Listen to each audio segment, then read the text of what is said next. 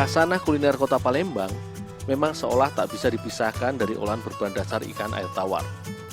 Salah satu jenis ikan air tawar yang paling sering digunakan sebagai bahan masakan maupun olahan makanan oleh masyarakat di sini adalah ikan gabus.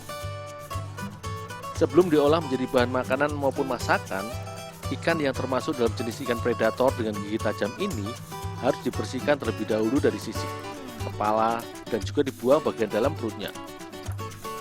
Bagi masyarakat Palembang, kulit serta daging ikan gabus dimanfaatkan untuk diolah menjadi dua ragam menu olahan yang berbeda, seperti pada olahan empek-empek. Namun kali ini, aku akan membuat burgu, yaitu salah satu resep olahan makanan tradisional khas kota Palembang yang juga menggunakan ikan gabus sebagai salah satu bahan dasarnya.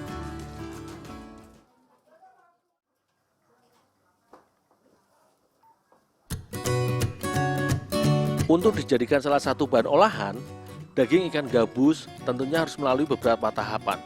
Sebagai tahap awal, yaitu proses perebusan untuk mematangkan daging ikan. Ikan gabus cukup digemari karena cita rasa dagingnya yang lembut dan cukup nikmat untuk dijadikan olahan berbahan dasar ikan seperti burgu yang tengah aku buat ini.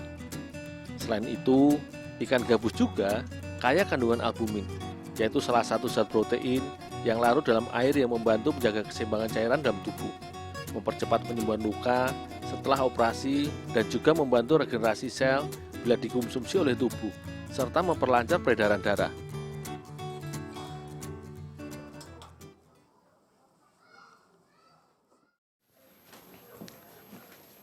Cek, ini Wak, deleknya udah siap? Ya, kasih ya Dul. Tolong berasnya digiling.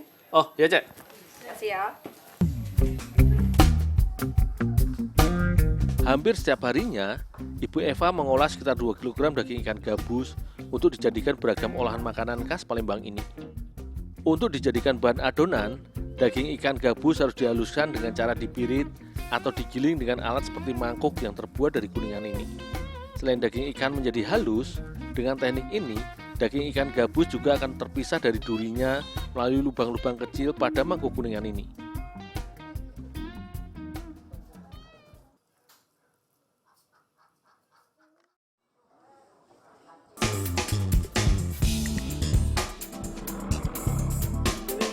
Burgu sebenarnya merupakan salah satu sajian khas Palembang yang bahan utamanya terbuat dari tepung beras. Di rumah produksi milik Ibu Eva ini, proses pembuatan burgu di sini masih sangat sederhana.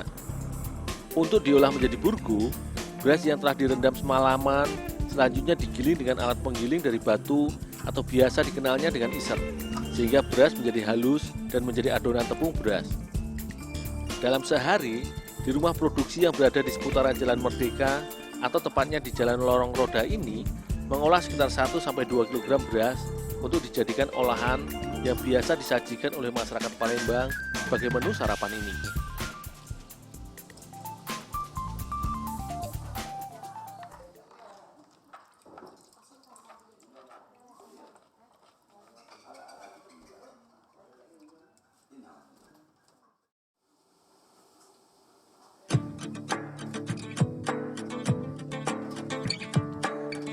Proses pembuatan burgu sebenarnya hampir mirip dengan proses pembuatan pantiau di Bangka yang pernah aku buat. Adonan tepung beras diratakan, kemudian dikukus atau didim di atas loyang hingga matang.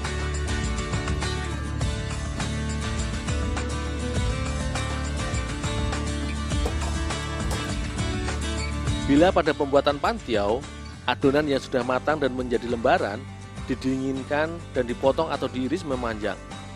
Namun pada burgu, adonan beras digulung dan didiamkan hingga dingin dan lengket menjadi gulungan.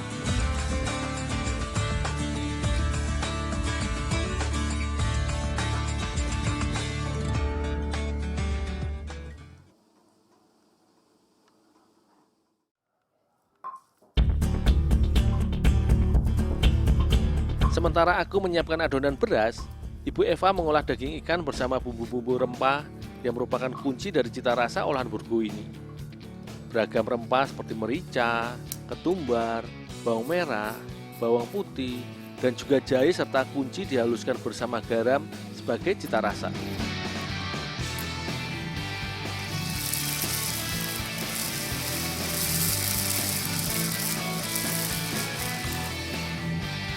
Selanjutnya, bumbu yang telah halus pun ditumis hingga harum dan berubah warna.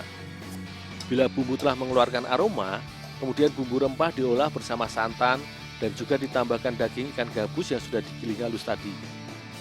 Kemudian dimasak hingga matang dan santan mengental.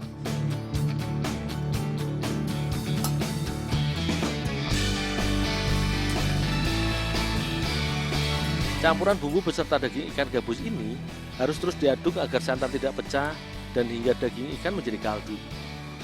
Kuah santan ini layaknya olahan masakan Palembang lainnya, di mana kuah selalu menjadi kunci utama dalam cita rasa suatu olahan makanan mereka.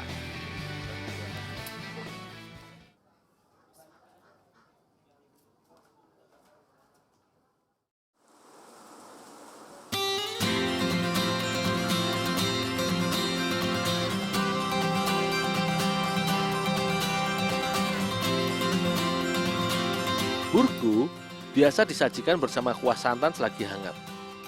Sebagai menu masakan, burgo merupakan olahan makanan yang cukup lengkap akan kandungan gizi serta nutrisi. Adonan burgo yang terbuat dari beras merupakan sumber kalori karena kaya akan karbohidrat. Sementara kuah santan yang terdapat ikan gabus di dalamnya juga merupakan perpaduan serasi sebagai sumber nutrisi syarat akan gizi. Tak heran bila menu sajian tradisional khas kota Palembang ini seringkali dikonsumsi oleh masyarakat ketika pagi hari sebagai sajian sarapan serta sumber asupan kalori guna melewati hari.